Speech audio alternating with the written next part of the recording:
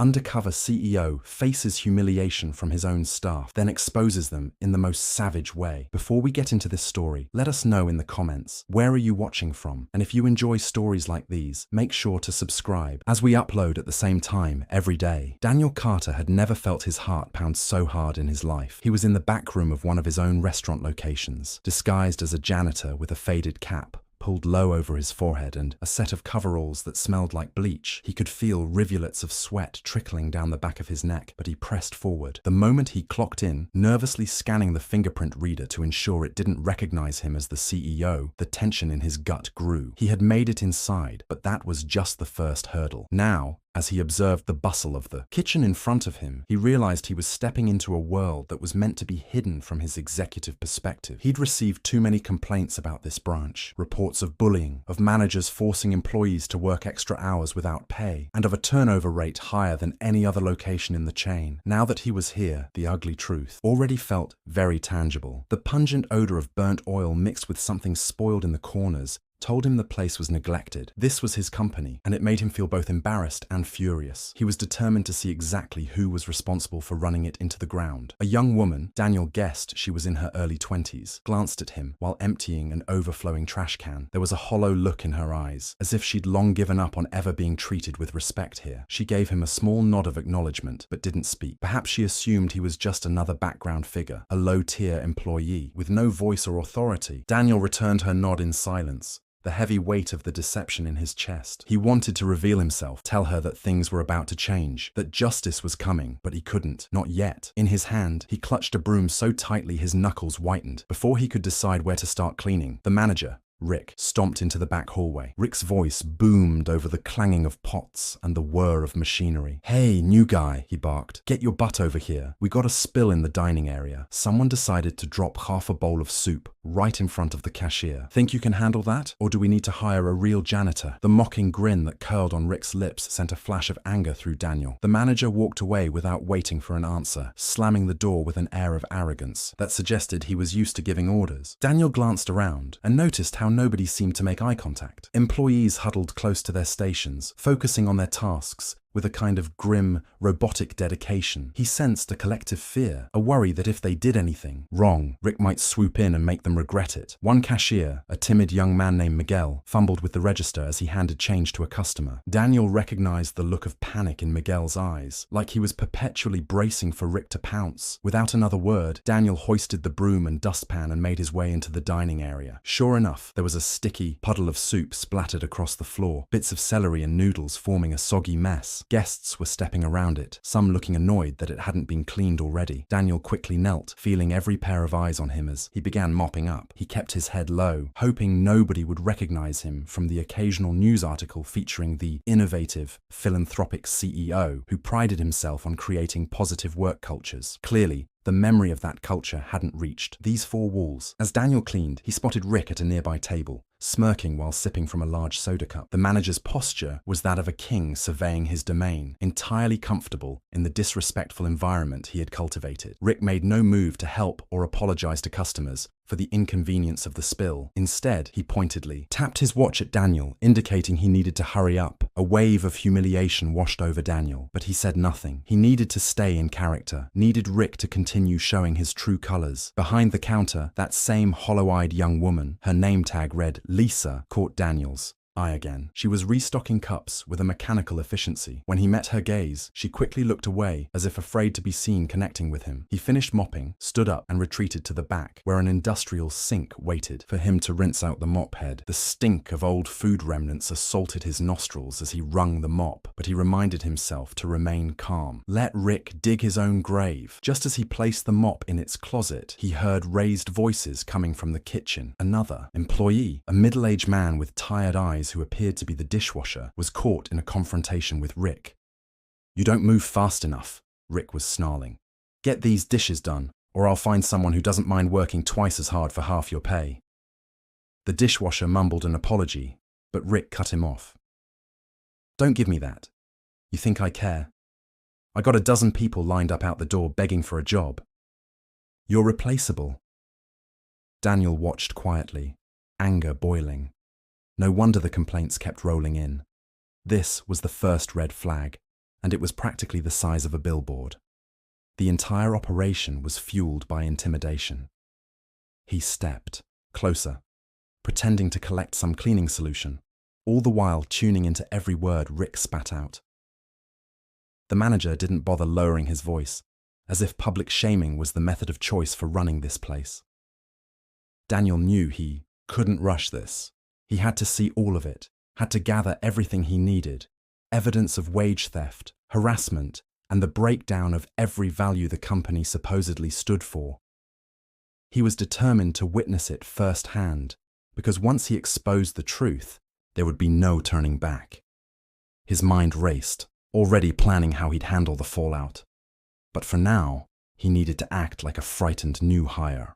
With a slow nod, he turned and walked out of the back area, letting Rick's tirade continue without interference.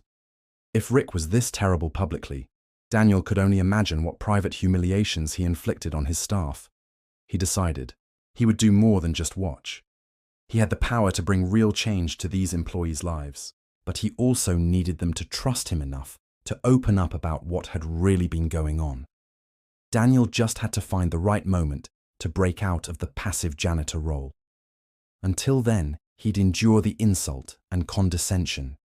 He had to see everything for himself. When he heard Rick's footsteps approaching behind him, he straightened up. "You done with that soup spill? Because there's a trash bin overflowing in the men's room. Move it, new guy," Rick demanded. Daniel forced himself to nod, biting his tongue. He reminded himself that he was here for a bigger cause, and one day soon, Rick would wish he'd never set foot in this restaurant. Daniel tossed the mop back into the supply closet and headed toward the restrooms. On his way, he passed by the small office where he caught a glimpse of a schedule pinned to the corkboard. Next to it was a reminder about payroll submission. He froze for a moment, noticing something odd. Names were scrawled in red ink with hours scratched out. It looked suspicious, like someone had been altering time logs. He made a mental note to investigate further. Right now, he had trash to take out. As he pushed open the men's room door, the stench of neglect assaulted him. Overflowing wastebaskets, a sink that hadn't been cleaned in ages, smudged mirrors. This place was a far cry from the clean, welcoming environment the corporate guidelines insisted upon. If a health inspector saw this, they'd shut the place down in a heartbeat. Daniel emptied the trash, trying to keep his mind focused. He couldn't let the shock of these conditions distract him from his mission. With each piece of garbage he gathered, his resolve hardened. He thought of all the hard-working employees who had been crying out for help, sending complaint after complaint, only for them to get lost in the bureaucracy. The chain was large, and sometimes local problems didn't travel fast enough up the corporate ladder. But this time, the man at the very top had shown up, and he would not leave until this mess was properly handled. As he disposed of the trash outside the back door, he couldn't help but notice how quiet the break area was. A small, battered table and a couple of squeaky chairs served as the only lounge for employees. On the ground, there were dozens of cigarette butts, evidence of stressed employees trying to survive their shifts. Daniel felt a pang of remorse. He had always prided himself on making sure each location in his chain was a supportive place to work.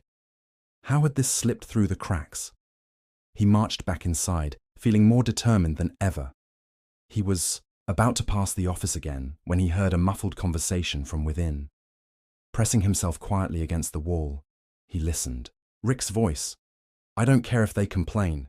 Corporate doesn't give a damn either. We're making money, so who's going to question us?" A faint second voice, possibly the assistant manager, responded. "But we lost another 3 people this week. We're short-staffed. Maybe we should at least try to..." Rick snapped back. "I said I don't care. They either work my way or they're gone." Daniel suppressed the urge to burst in right then. He needed the full picture. That included how Rick might treat him if he tried to stand up for himself. So he stepped away from the door, returning to the back corridor before anyone noticed him eavesdropping. His hands trembled with the urge to act. However, he steadied himself with a deep breath. It wasn't time yet. He returned to the main floor, grabbed his broom, and began sweeping methodically. Every so often, a customer or employee would jostle past him, ignoring his presence as though he truly were invisible. He caught sight of Lisa again. Her posture was stiff, shoulders hunched as if bracing for an incoming storm. She was restocking napkins now, but her eyes darted nervously to Rick every few seconds, like she was terrified of making a single mistake. Daniel's mind raced. He needed to reach these employees, to find a way for them to confide in him. But how? If he approached them directly, he risked revealing his identity too soon. And if Rick caught wind of any private conversations, he'd clamp down harder. So Daniel decided to wait for a quieter moment. Maybe when Rick was out on a break, or busy, that chance would come. For now, all he could do was blend in and watch the tension mount, aware that the entire building felt like a tinderbox, ready to ignite at the slightest spark. He continued sweeping, forcing himself to look subservient, while his eyes took in every detail, every bruise on the morale of his staff. Each time Rick shouted at someone, Daniel's blood ran hotter. He realized that the single biggest problem wasn't just the facility's poor cleanliness or the faulty scheduling. It was Rick's toxic leadership. The manager was abusing his position so thoroughly that it was rotting the entire team from within. In the next room, he heard Rick yelling at a customer service rep for giving away extra ketchup packets. "Do you think we're a charity?" Rick's voice boomed. The terrified rep stammered an apology. Daniel gripped his broom handle so tightly he wondered if it might snap. He had long made it a point to encourage generosity toward customers. Free sauce packets were hardly worth demeaning an employee, but to Rick, any perceived slight was an opportunity to assert dominance. Daniel swallowed back his fury once more, determined to keep playing the part, at least until the right moment. As the hours crept by, Daniel quietly took notes, storing up the evidence he would need. The red flags weren't just fluttering, they were practically assaulting him, from altered time logs to blatant harassment. It was clear that this location operated under the dictatorial rule of Rick's whims. Every time he saw another humiliation, he imagined how Rick would react when the truth finally came out. He found some grim satisfaction in envisioning the manager's face when he learned the new janitor wasn't just another replaceable underling. Daniel's only worry was how badly the employees had been hurt by this system. They needed real hope, and soon. As he dumped yet another trash bin, he vowed that their hope would come by day's end. The afternoon rolled on, and the tension in the air only grew thicker. The oppressive atmosphere was almost suffocating. Eventually, Daniel found a brief moment to slip into the cramped break room. Lisa was there, hunched over a Tupperware container of what looked like yesterday's leftovers. She was picking at the food absent-mindedly, her tired eyes half closed. Nobody else was around, so Daniel gathered his courage and approached her quietly. He cleared his throat softly, and she looked, up in alarm. "Sorry," she said, immediately scooting her container aside as if she were in someone's way. Daniel shook his head gently. "No, you're fine," he said. He remembered to lower his voice, playing the role of a lowly janitor but letting just enough concern leak into his tone. "You okay? You seem stressed." Lisa hesitated, glancing at the door as if she expected Rick to barge in at any second. Her eyes shifted back to Daniel, scanning his face as though she was trying to figure out if he was trustworthy. Finally, she sighed. "This place is a nightmare. I swear, every day Rick finds a new way to make us miserable. I feel like I can't breathe sometimes." She spoke in a whisper, fear layering her words. Daniel nodded sympathetically, carefully, choosing his next sentence. "I noticed. He can be a bit harsh, huh?" Lisa let out a hollow laugh. "Harsh? That's putting it lightly. He'll dock our hours if we complain about overtime. He's done it before. People just quit because it's not worth it to fight back. You can't win against him." She paused, eyes flicking to the door again. "But you're new. Be careful. He's always looking for someone to punish. Don't give him an excuse." Daniel nodded again, hating the mask he had to wear but knowing it was necessary.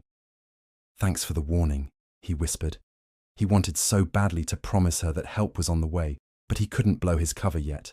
So he just offered a small, empathetic smile, and she returned it, grateful but guarded. He turned and left the break room, his mind racing with new determination. A moment later, as if summoned by the mention of his name, Rick poked his head into the break room. He spotted Daniel in the hallway and barked, "What do you think you're doing? Break time's not for chatting. Get back to work." His lip curled with disdain. Daniel nodded obediently, giving no sign of resistance, but inside, he was boiling. He headed back to the kitchen to continue cleaning, though at this point, he was essentially the only person picking up after every mess. He noticed Miguel manning the cashier station, visibly anxious, stumbling over the register keys as the line of customers grew. Daniel suspected the store was short-staffed. He'd seen only a handful of employees around. It wasn't even the busiest time of day, and already they were swamped. Suddenly, a customer started complaining at the front counter. "I've been waiting 10 minutes for someone to take my order," she fumed. Miguel tried to apologize, his voice trembling. I'm sorry, ma'am. We're a bit understaffed today." Rick swooped in, cutting Miguel off. "What seems to be the problem?" The customer looked at him in exasperation. "There's only one cashier for the whole line." Rick turned toward Miguel, his gaze icy. "Why are you so slow? Move faster, or you're out." He turned back to the customer, pasting on a fake smile. "We're doing our best, ma'am. I'll have a word with this cashier to ensure faster service." Miguel's shoulders sagged. The customer nodded, somewhat appeased, but looked at Miguel with pity before stepping aside to place her order. Daniel clenched his jaw, wanting to intervene but holding back. He needed to find a moment that would reveal Rick's true nature, in front of everyone. It wouldn't be enough to just confront him in private. He wanted Rick's downfall to be so public, so undeniably just, that no one could question the righteousness of it. The day dragged on, each minute presenting fresh proof of Rick's tyranny. Lisa was berated for not filling cups fast enough. An older dishwasher was told he needed to lift heavier crates of plates, despite obvious physical discomfort, and another employee was yelled at for taking a 2-minute bathroom break. All the while, Rick prowled around, hunting for the slightest infraction. Each time, Daniel forced himself to remain passive, but inside, a storm brewed that would soon break. Eventually, Daniel managed to slip out to the office area when Rick was distracted. The assistant manager was there, rifling through a stack of papers. Daniel pretended to look for cleaning supplies, but actually craned his neck to see what was on the desk. Sure enough, there were timesheets with suspicious markings. Some employees' reported hours were crossed out and replaced with fewer hours. Others had notes like "Dock 2 hours" scrawled in red pen. This was exactly the evidence Daniel needed. He tried to note the names and details in his mind. Suddenly, the assistant manager looked up, startled. "What are you doing here?" he asked sharply. Daniel lifted a bottle of disinfectant from a shelf. "Sorry, just grabbing this," he mumbled, keeping his head down. The assistant manager narrowed his eyes but seemed too tired or resigned to press the issue. Daniel skulked out, heart pounding. If the assistant manager suspected anything, he didn't let on. Perhaps Rick's paranoia had rubbed off on the entire staff. Returning to the front, Daniel saw a cluster of customers complaining about the wait times again. Rick marched to the register with forced politeness. "We're sorry for the inconvenience, folks," he declared loudly, cutting off the employees, who tried to speak. "We're doing everything we can." Then, under his breath, he hissed at Miguel, "Pick up the pace, or you're done." Daniel placed himself near the sidelines, continuing his cleaning charade, while mentally taking note of everything. He thought of the disciplinary action that would inevitably fall on Rick once corporate discovered he was doctoring payroll. But it wasn't just about exposing the fraud, it was about showing the entire team and future hires that this kind of bullying had no place in the company. As closing time approached, Daniel lingered in the dining area. He noticed Lisa sweeping floors in a corner, shoulders drooping. Miguel was wiping tables with unsteady hands, clearly exhausted. Rick emerged from the back, calling out, Lock the doors, clean up, and don't any of you think about clocking overtime. If you go a minute over, it's coming out of your paycheck. The employees nodded meekly, used to the threat. Daniel bit his lip, fury coursing through him. He watched Rick step out onto the sidewalk, presumably for a smoke or to chat with someone on the phone. The moment Rick was gone, Daniel found Lisa and Miguel huddled near the condiment station. Taking a chance, he approached them. "Hey," he said softly. "Are you both all right?" Lisa shrugged. Miguel gave a weak laugh. "Yeah, fine. Nothing new." Daniel took a deep breath. "You guys deserve so much better," he whispered. Lisa exhaled, looking near tears. "We know, but what can we do? If we speak up, Rick will just fire us." Miguel nodded in agreement, glancing at the door to ensure Rick wasn't returning. "We need the job. Bills, rent, all that. We can't just walk out." Daniel struggled to maintain his cover. He wished he could reveal himself right then and offer them immediate protection. But it would be more powerful to let Rick's arrogance lead to his own downfall in the most public way possible. So Daniel just nodded sympathetically. "I hope things change soon," he said, voice low. "They can't keep going on like this." Lisa forced a small smile. "That'd be nice," she said softly. When Rick returned, he flicked his cigarette stub onto the pavement outside before striding in. "All right, everyone, wrap it up. I'm not paying a minute of overtime," he announced, crossing his arms. His gaze landed on Daniel. "You, janitor, make sure the entire dining area is spotless before you leave. And if you do a lousy job, don't bother coming back tomorrow." Daniel simply nodded, no emotion on his face, but inside, he was seething. He gathered a rag and the bucket, and as he scrubbed the floor, he saw Rick march over to check the register totals. The manager made a big show of counting the drawer in front of Miguel, chastising him for potential theft, even though the numbers were correct. Finally, Rick seemed satisfied enough to let everyone go, but not before, berating them one last time about how lucky they were to have a job at all. Daniel cleaned late into the night, even as the rest of the staff trickled out. By the time he finished, darkness had fully settled. He turned off the lights, locked the doors, and stepped out into the quiet street, where a single street lamp buzzed overhead. As he walked to his car, parked discreetly in a lot blocks away, he allowed himself to breathe. The day had been worse than he imagined, but it solidified his resolve. Rick was not just a bad manager, he was downright abusive, operating on threats and instilling fear in those who desperately needed the income. Daniel knew the moment was coming when he would end that reign once and for all. It would be a moment no one would forget, least of all Rick himself. The next day, Daniel arrived early. He wanted to see what went on before business hours. He found the door unlocked, so he slipped inside. The place was dark, lit only by the flickering fluorescence in the back corridor. Daniel heard voices, Rick and the assistant manager, arguing in hushed tones. He ducked behind a stack of boxes near the supply closet to listen. "I'm just saying, we can't keep faking these timesheets," the assistant manager hissed, clearly nervous. "Someone's going to notice." Rick's voice was unyielding, dripping with contempt. "No one's going to notice anything. Corporate never comes here. And if they do, we'll handle it. But I need to hit those labor targets, or my bonus is shot. Get it done." The assistant manager grumbled something, but Rick cut him off. "You like having a job, right? Then do what I say." Daniel waited, heart racing, until the assistant manager slunk away. Then he quietly left his hiding spot, making sure to appear from the direction of the break room, so it wouldn't seem like he'd been eavesdropping. He focused on refilling the mop bucket, carefully ignoring Rick until Rick noticed him. "Oh, you're here early," Rick remarked, eyeing Daniel suspiciously.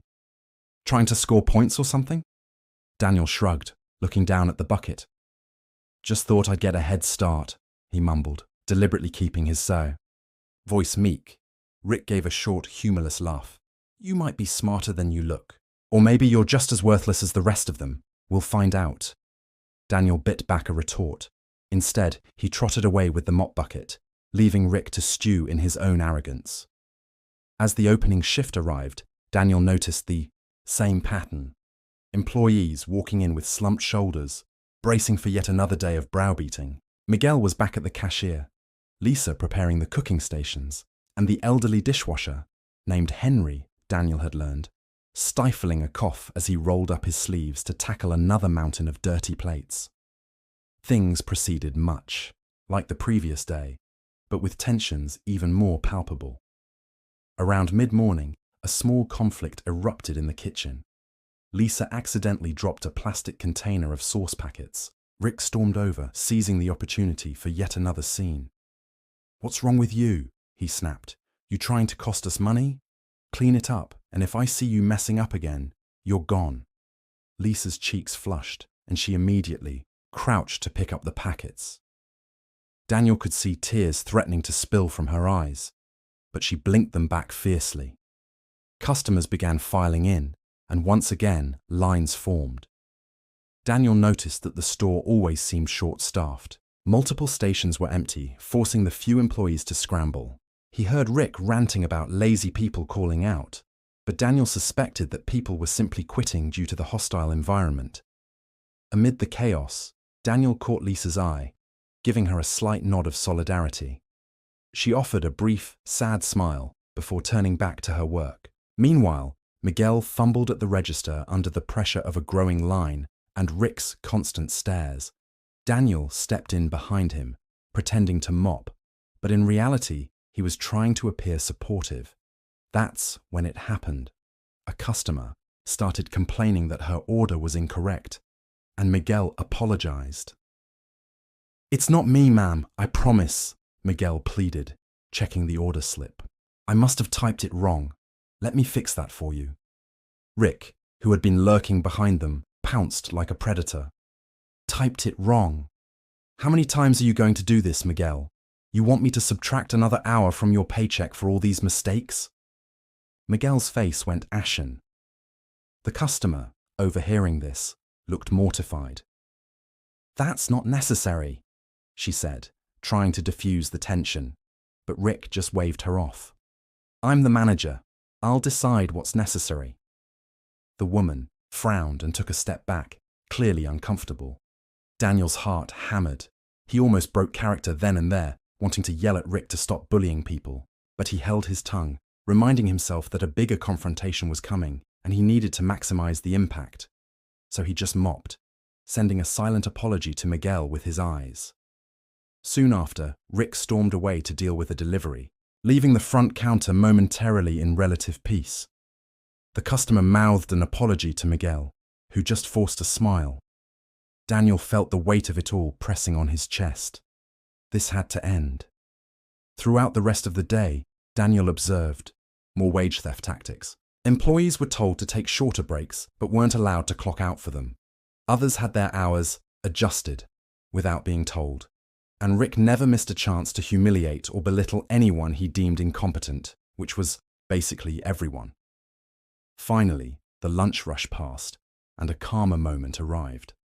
Customers were seated, quietly eating, and employees dashed around refilling drinks and cleaning tables. That's when Lisa made a small stand, though Daniel wasn't sure if she even realized the significance of it at the time.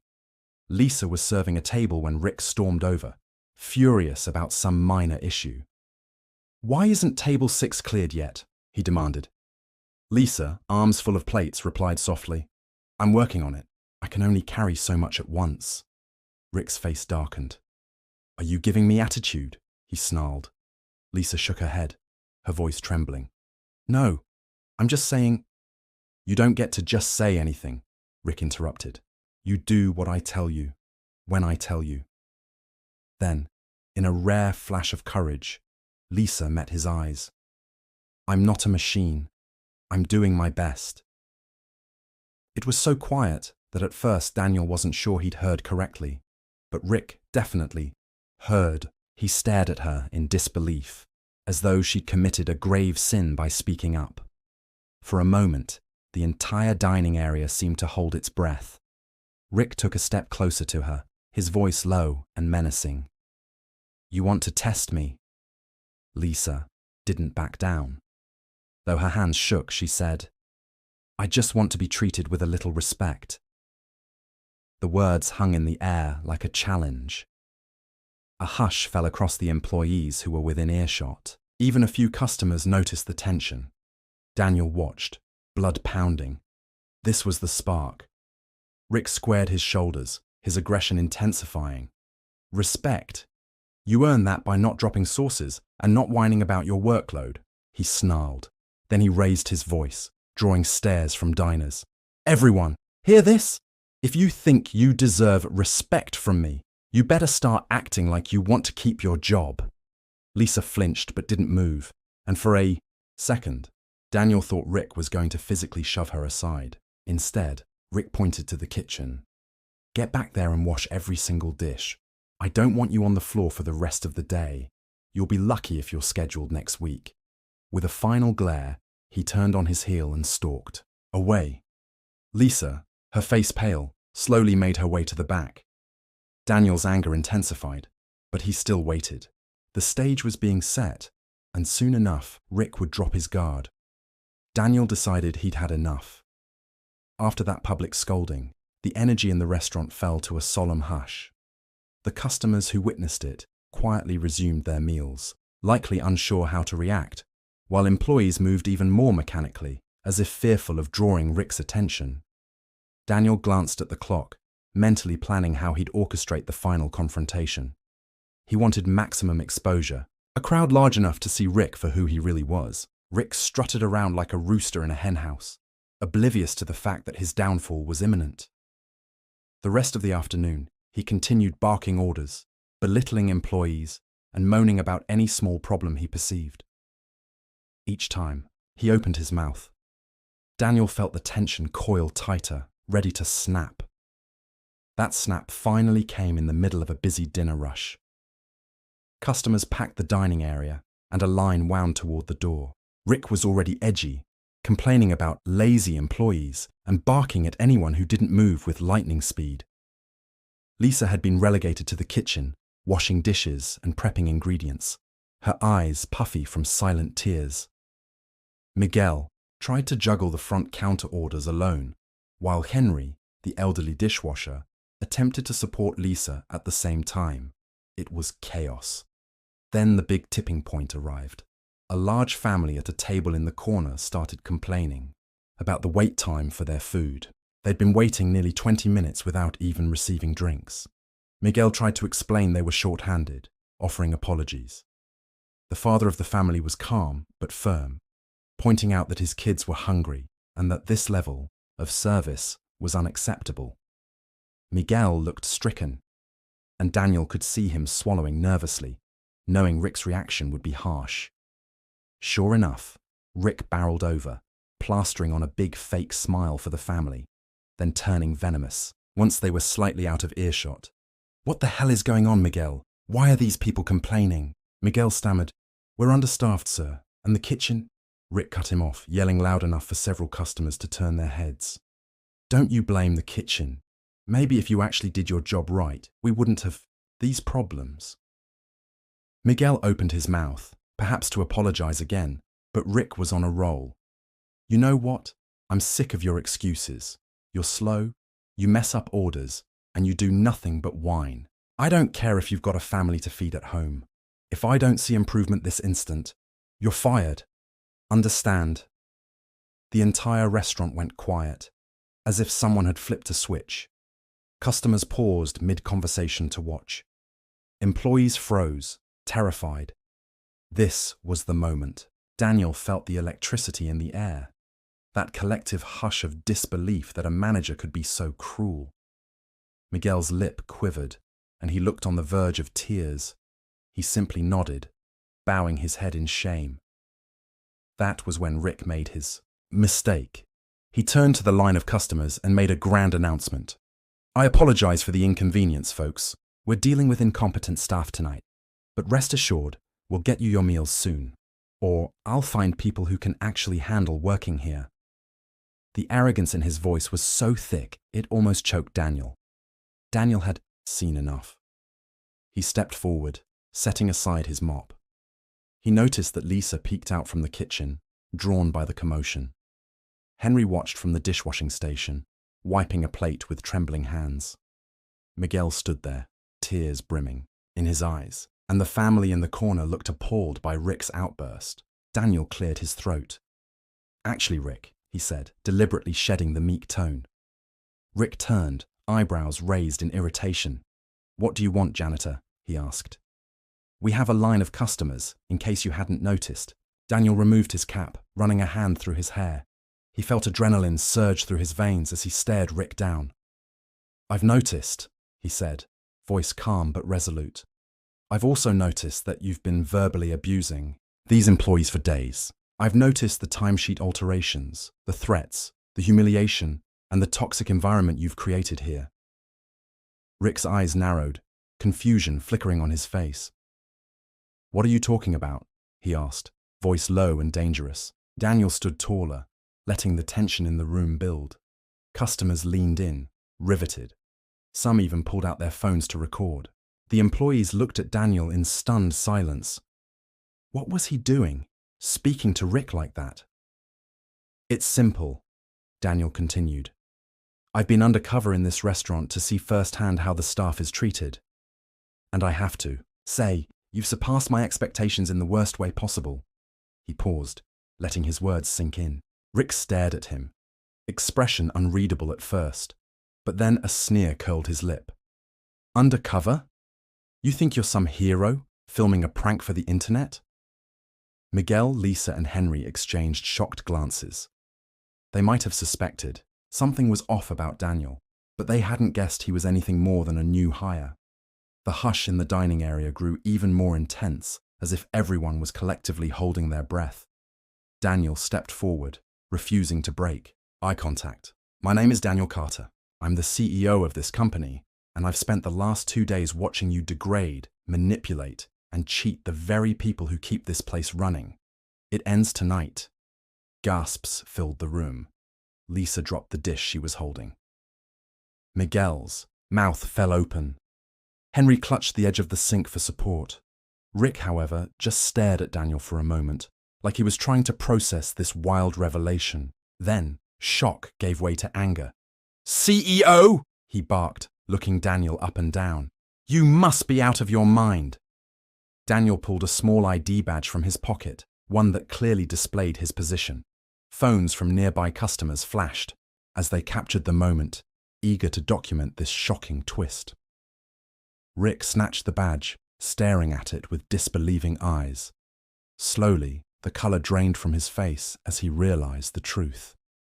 The silence in the restaurant was absolute, broken only by the quiet hum of refrigerators. Then Daniel, voice commanding now, addressed the entire staff. "To everyone here, I want to say I'm sorry. I'm sorry I let this go on for so long. I'm sorry for any pain you've suffered, and I promise you, effective immediately, changes will be made." A wave of relief seemed to pass through the employees, but Rick wasn't finished. He slammed the ID badge on the nearest table. "So you're the CEO, huh? That doesn't give you the right to come into my restaurant and—" Daniel cut him off. "Your restaurant? I don't think so, Rick. You might manage it, but it belongs to the company, and you just lost the privilege of working here." Rick's face twisted in fury. He opened his mouth to retort, but Daniel turned to the stunned patrons. "Everyone, I apologize for the disruption. We'll honor your orders for free tonight. Please bear with us as we fix this unfortunate situation." The customers murmured in excitement and approval, some even cheering quietly. Rick jabbed a finger at Daniel's chest. "You can't just fire me. I've got a contract. Corporate doesn't have the right." Daniel stood firm. "Actually, I have every right. I have documented evidence of time theft, harassment, and mistreatment of employees. I've seen enough. You're done." Rick's composure snapped. He shoved a chair aside, causing a loud scrape on the floor that made a few customers jump. "You think you can walk in here and humiliate me like this?" He glanced around, noticing that multiple phones were still recording. He let out a hollow laugh, as if the situation were too absurd to be real. "Oh, you'll regret this. I'll take you to court. Daniel didn't budge. "You're free to try," he said, voice calm. But the evidence is all here, on camera, and from multiple employees who can testify. And let's not forget the security footage. You've dug your own grave. Rick looked around, desperately searching for support, but found none. The employees he'd terrorized were watching silently, tears of relief or shock in their eyes. The customers were eager spectators to the downfall of a tyrant. Realizing he had no allies left, Rick let out a snarl, grabbed his jacket, and stormed toward the exit. As he passed Daniel, he muttered a curse under his breath, but Daniel remained steady. The door swung open with a violent shove, and Rick marched out into the night, slamming it behind him. For a long, tense moment, no one spoke. Then Daniel turned to Miguel, Lisa, and Henry. Slowly, a wave of applause spread through the dining area. Customers clapped. Employees exhaled with relief. Lisa covered her mouth, tears rolling down her cheeks. Daniel nodded, his own emotions threatening to overwhelm him. He cleared his throat, addressing the staff in a voice that carried both regret and resolve. Again, I'm sorry it took this long, but I promise, effective immediately, we will restore this place to the respectful work environment it should have been all along. For now, let's finish serving these customers with dignity. Miguel, emboldened by Daniel's words, stepped up to the register with renewed energy. Lisa wiped her tears and moved back to the dining area, shoulders straighter than before. Henry shuffled out of the dishwashing station, a small smile on his tired face. The air felt different, lighter, as though a storm had finally passed and sunshine was breaking through the clouds. Daniel spent the rest of the shift working. Alongside them, his identity no longer hidden. He greeted customers, apologized for any inconvenience, and assured them that they were witnessing a turning point. Many customers expressed astonishment at what they had just seen, some even praising Daniel for intervening. Others were simply relieved they didn't have to deal with Rick's temper. When the final rush died down, and the last customers left with full bellies and plenty of stories to share, Daniel gathered the employees in the dining area. He still wore the janitor's uniform, but now he stood before them not as a fellow worker, but as their CEO determined to make things right. He looked into their faces, Miguel, Lisa, Henry, and the few others who were present. I know tonight was intense, he began, his voice carrying earnest conviction. I came here because I got multiple reports of abusive management and I had to see it with my own eyes. I can't fix what happened in the past, but I can promise you that this location will change starting now. Rick is gone, and we will be appointing a new manager, someone who respects each of you. Lisa sniffled, wiping her eyes. Thank you, she whispered. Miguel nodded fervently, while Henry gave a small, grateful smile. Daniel felt a lump rise in his throat, seeing how deeply they had been affected by Rick's tyranny. He took a moment to compose himself before continuing. I also know some of you might be worried about wages, lost hours, or retaliation, he said. If any of you have had your hours docked unfairly, or if you've been forced to work off the clock, I need you to come forward. We'll make it right.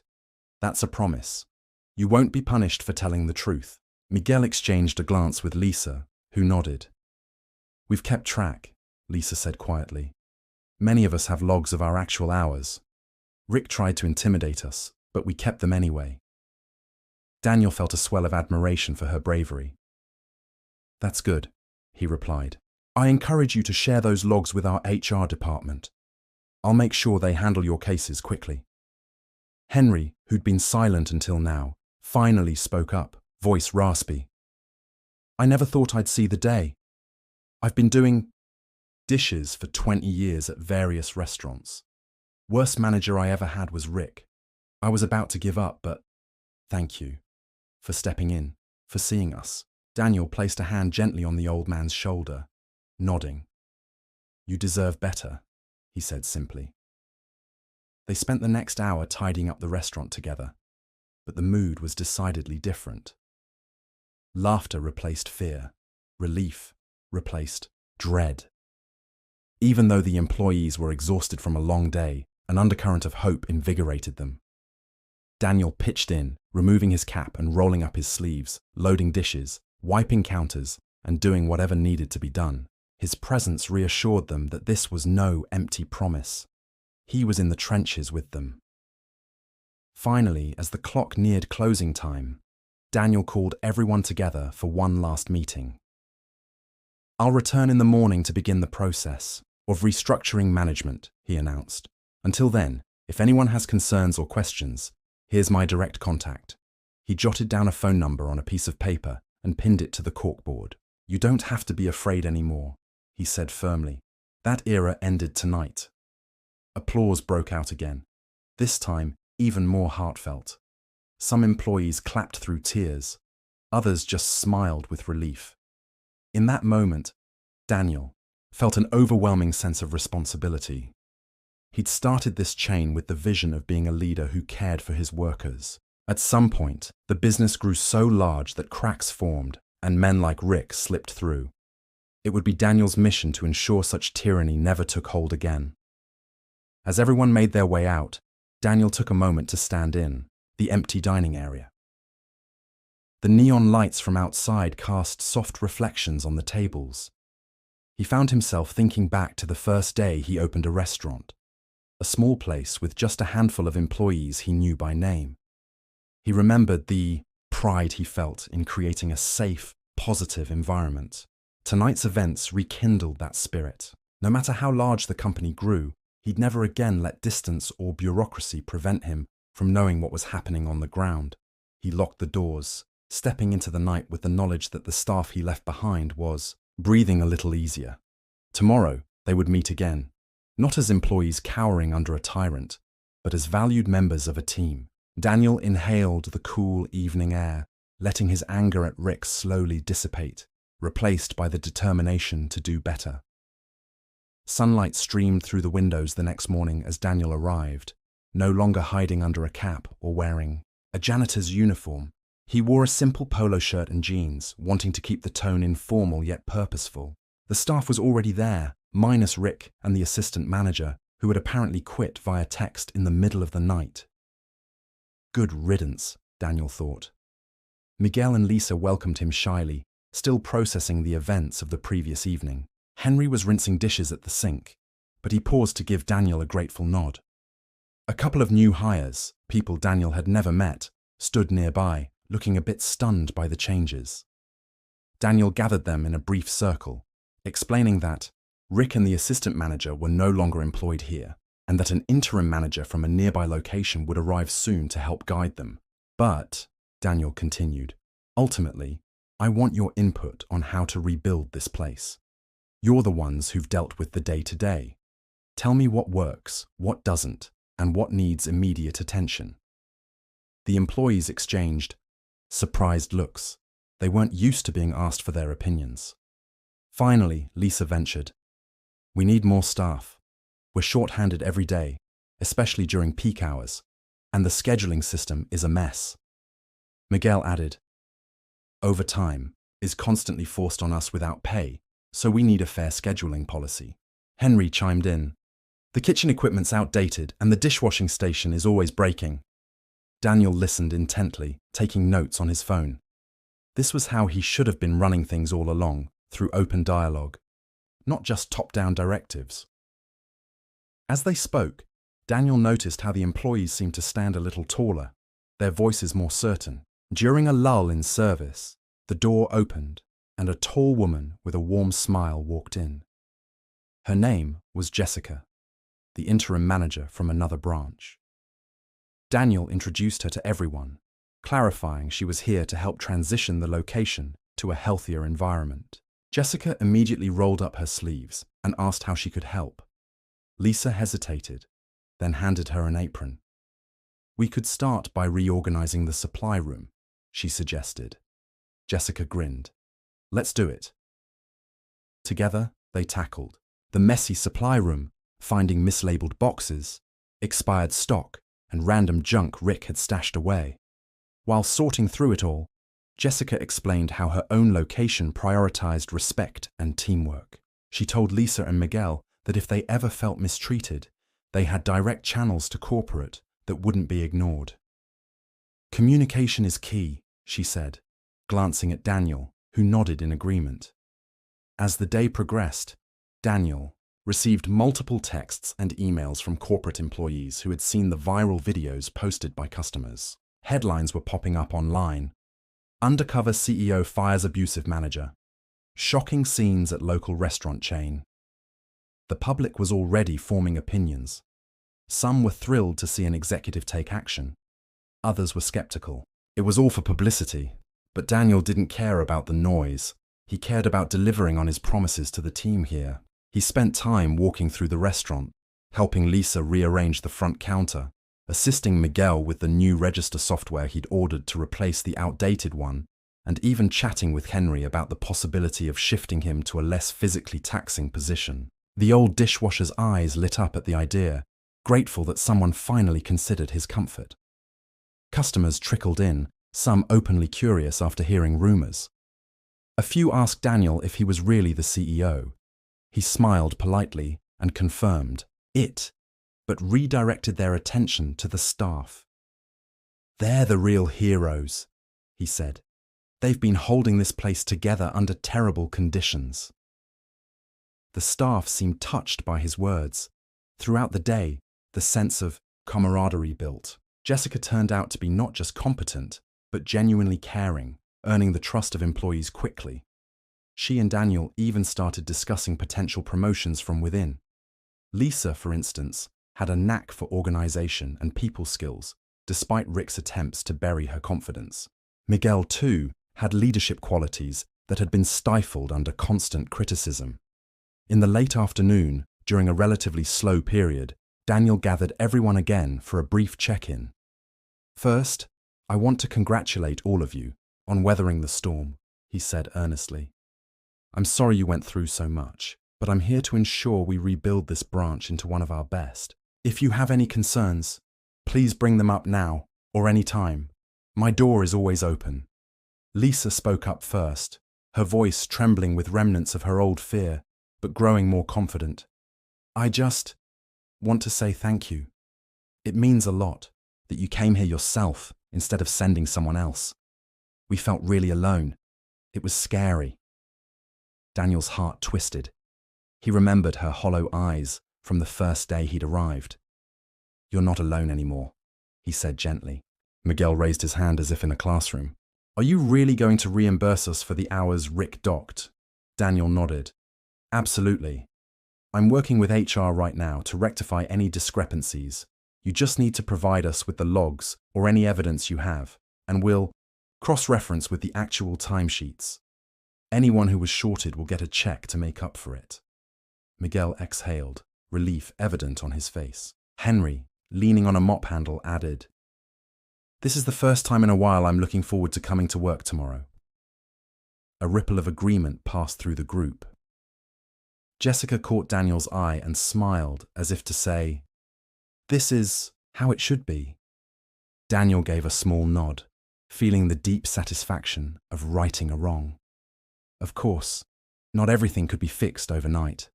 They'd have to recruit more staff, overhaul the scheduling system, replace faulty equipment, and ensure wage theft never happened again. But the most critical first step had been taken, removing Rick and ending the toxic culture he'd cultivated. The employees were no longer under his oppressive thumb. As the dinner service approached, Daniel decided to stay and observe again. This time, not as a spy, but as a supportive presence. He rolled up his sleeves, taking orders at the counter when the line got long, delivering food to tables, and helping with cleanup. Jessica did the same, and the employees seemed stunned but pleased. Customers watched curiously, but the atmosphere was entirely different from the previous day. Laughter replaced fear, and cooperation replaced silent submission. By the time the dinner rush tapered off, the employees were tired but not broken. Daniel found a moment to chat with Lisa near the soda fountain. She looked at him, eyes still carrying the faint shadow of all she'd endured, but a small smile tugged at her lips. "I never thought I'd see Rick humbled," she admitted quietly. "It's almost surreal." Daniel nodded. "I wish I'd known sooner. Unfortunately, sometimes these problems only come to light when people speak up. I'm glad someone did. That's how I learned about it.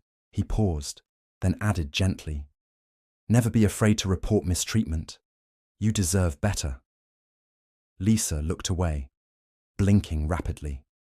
When she looked back, her voice was resolute. I won't be afraid anymore.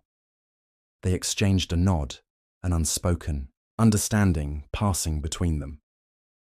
Daniel moved on to help a customer, but the conversation stuck with him. He couldn't help but wonder how many other locations had managers like Rick.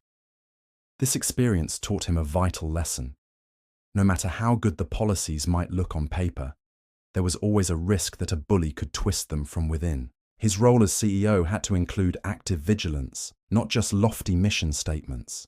At closing time, they locked the doors. Instead of the usual gloom and dread, a sense of accomplishment filled the space. Employees chatted cheerfully as they wiped tables, sharing small victories from the day. Jessica asked Daniel if he wanted to keep her on as an interim manager for longer, and he said yes, emphasizing how important her presence was. She agreed gladly. As the last lights were switched off, Daniel stood at the entrance with Jessica. He glanced back at the darkened dining area, remembering how just a day earlier, that same space had borne witness to Rick's public tirade and subsequent downfall. Now it felt cleansed, though there was more work to be done. Jessica locked the door, and they stepped into the cool night air. I can't thank you enough, Jessica said, turning to Daniel. I love this company, and seeing what Rick did here was horrifying. I'm glad you stepped in personally. Daniel managed a weary smile. Sometimes, you just have to see things for yourself. I won't be a stranger to these locations anymore. I've learned that lesson the hard way. They parted ways, and Daniel once again felt the night breeze on his face, this time with far less burden on his shoulders. The staff was safe, Rick was out, and a new manager would continue the healing process. In a perfect world, that would be the end of the story. But Daniel knew better. There might be fallout, legal threats from Rick, or negative press. Still, he was ready. The truth was on his side. Driving away, Daniel reflected on how drastically his perception of his own company had changed in just 48 hours. He had gone from reading disconcerting emails and suspecting that something might be off, to discovering a pit of toxicity that thrived under Rick's iron rule. But now that the infection was cut out, the healing process could begin. The staff would no longer live in fear of humiliation, and that fact alone was worth all the trouble. In the days that followed, Rick made good on his threat. He tried to contact corporate, accusing Daniel of staging a witch hunt and claiming wrongful termination. However, the HR department, armed with employee testimonies and the time log evidence, swiftly shut him down. Rumors circulated that Rick was seeking an attorney, but no lawsuit materialized. He had no legal legs to stand on, given the mountain of evidence against him. Meanwhile, employees who had previously quit under Rick's regime began returning, drawn by the promise of a new work environment. Jessica, as interim manager, interviewed them to see if they wanted their old jobs back. Some happily rejoined, relieved to hear that Rick was gone and wages were being repaid. Daniel also arranged for an independent audit of all timesheets for the past year, ensuring that every single employee who'd been shorted got reimbursed. The relief on people's faces when they received checks for the stolen wages was palpable. For some, it was hundreds of dollars they desperately needed to cover rent or medical bills. The company took a hit in the short term, but Daniel considered it an investment in restoring trust. Media outlets caught wind of the story, and Daniel found himself fielding interviews. He was reluctant to turn it into a publicity stunt, but he recognized the importance of transparency. He stood by his actions, stating in interviews that abusive management had no place in his company and that he'd do whatever it took to protect his employees. Public opinion was largely supportive. Many praised him for personally taking action. Of course, there were cynics who called it a PR move, but the employees who experienced the changes firsthand knew it was real. On the ground, the restaurant underwent a minor renaissance. Jessica implemented fresh training sessions that emphasized respect, teamwork, and open communication. Lisa discovered she had a knack for mentoring new hires. As a result, Jessica put her in charge of onboarding. Miguel, given more time at the register without constant beratement, blossomed into a confident cashier, even helping to redesign the workflow to serve customers faster. Henry, who'd long been suffering in the dish pit, moved to a simpler role prepping ingredients. He looked happier, less burdened, and finally able to breathe. One afternoon, Daniel visited the restaurant unannounced. This time, however, he walked in through the front door in plain sight, greeted by the hum of a busy but positive environment. The differences were stark. There was laughter behind the counter, and customers were served with genuine smiles. No one cowered or flinched when a manager approached. Daniel ordered a meal at the register, and Miguel rang him up with a grin. "Coming right up, boss." Sorry, Daniel," he said sheepishly. Daniel chuckled. "I'm just another customer right now," he said. He took a seat in the corner, observing the bustle like a proud parent. Lisa dashed by, carrying plates, and paused to give him a thumbs up. Henry emerged from the kitchen, wiping sweat from his brow, but wearing a peaceful smile. Jessica was coaching a new employee, showing him how to handle the crowd efficiently. The synergy felt genuine. Daniel took a bite of his burger and closed his eyes, savoring not just the food, but the knowledge that the place finally embodied the values he'd always espoused for his brand. The memory of Rick's final outburst played in Daniel's mind, and a small, satisfied smile curved on his lips. Rick had humiliated countless employees, including Daniel himself when he was disguised as a janitor. But now, Rick was the one who'd left humiliated. Daniel hoped it served as a cautionary tale for any other bullies lurking in his company's ranks. There would be no tolerance for that kind of behavior. After finishing his meal, Daniel tossed his trash and headed to the back of the restaurant, where Jessica was busy organizing. She greeted him warmly. "Good to see you, Daniel. You picking up a shift?" she joked, noticing he wasn't in uniform. Daniel laughed. "I might jump in if things get crazy," he teased back. Then, more seriously, "Thanks for all your hard work here. I knew you were the right person for the job." Jessica shrugged modestly. "It's the team that's making it happen. They just needed someone to believe in them after all they went through with Rick. I'm amazed at how quickly they've bounced back. They're resilient." Daniel nodded in agreement. "We definitely owe them a lot. I never want them or anyone else to suffer through that again.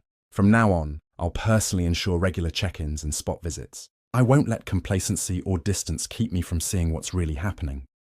Jessica smiled, appreciative of the proactive stance. "I think that's a great idea. It'll show people you genuinely care, not just about profits, but about them as human beings." With that, Daniel headed back to the dining area. He spotted Lisa talking to a small group of customers who were laughing at something she said. She'd come such a long way from the frightened employee cowering under Rick's threats. Now, she radiated confidence, and customers responded positively to her friendly approach. As Daniel walked by, she caught his eye and signaled him, "Over." "These folks were wondering how our chain turned things around so quickly," she told him with a proud grin. The customers, a family of 4, thanked Daniel for improving the atmosphere. "We used to come here, but it felt so hostile," the father said. "It's like a totally different place now." Daniel thanked them for their loyalty, feeling a sense of fulfillment that outweighed any corporate accolades he'd ever received. When they left, Lisa pulled him aside. "I'm thinking of applying for a shift lead position," she admitted, cheeks flushing with excitement. "Jessica said she'd recommend me. It's not that I want to be the boss, but I've got ideas for making things even better around here, and I think I could do some good in that role." Daniel grinned. "Go for it. You'd be great. You've already shown courage and compassion, 2 traits that are vital for a good leader." Lisa beamed, the same woman who once trembled under Rick's cruelty, now standing tall and proud. As the evening rush approached, Daniel pitched in for a while, helping to bag orders and chat with customers. The air was filled with the aroma of freshly cooked meals and the hum of amiable chatter. Even when things got busy, there was no screaming, no demeaning remarks, just a team working together and a manager supporting them. Eventually, Daniel took his leave, stepping outside into the cool dusk with a smile on his face. The neon sign of the restaurant glowed above him, and he couldn't help but feel a surge of pride. He'd walked in as an undercover janitor and witnessed some of the worst treatment he'd ever seen. He'd left behind that old environment and replaced it with one that, at least for now, shimmered with promise and respect. The texts and calls from corporate continued, but Daniel felt a sense of calm. He was already instructing his regional managers to conduct surprise visits and ensure no other Ricks were lurking. This was just the beginning. A single victory, but a powerful one, sending a clear message throughout the company. Tyranny would not be tolerated, and employees deserved dignity. Driving away, he recalled Rick's final words, that Daniel would regret this. He smiled wryly, thinking about how quickly Rick's threats had evaporated in the face of solid evidence and employee testimonies. The real regret belonged to Rick, who had squandered a managerial position through arrogance and cruelty. Daniel felt no remorse for exposing him. If anything, it was a necessary lesson. That night, Daniel returned to his home, a modest place considering his CEO status. He went to his study, where he kept a whiteboard with the core values of his company written in large, bold letters. Beneath them, he scribbled a new note. Regular spot checks ensure respect, fairness, and safe conditions in every location. Leaning back in his chair, he exhaled. He felt exhausted, but satisfied, a different kind of tired that came from doing something deeply worthwhile. He reflected on the faces of the employees he'd helped. Miguel's relieved smile, Lisa's determined eyes, Henry's quiet gratitude.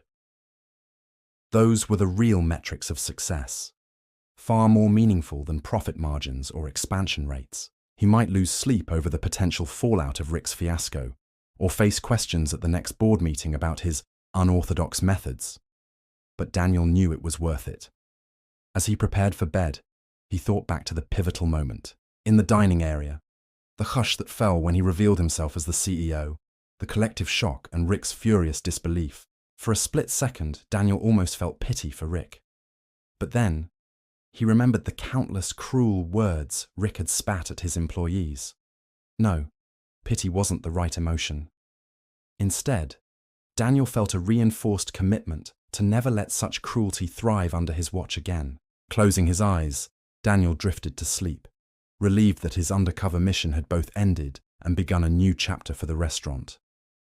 Somewhere in the city, Rick might be stewing in anger, but Daniel doubted he'd have any success in striking back.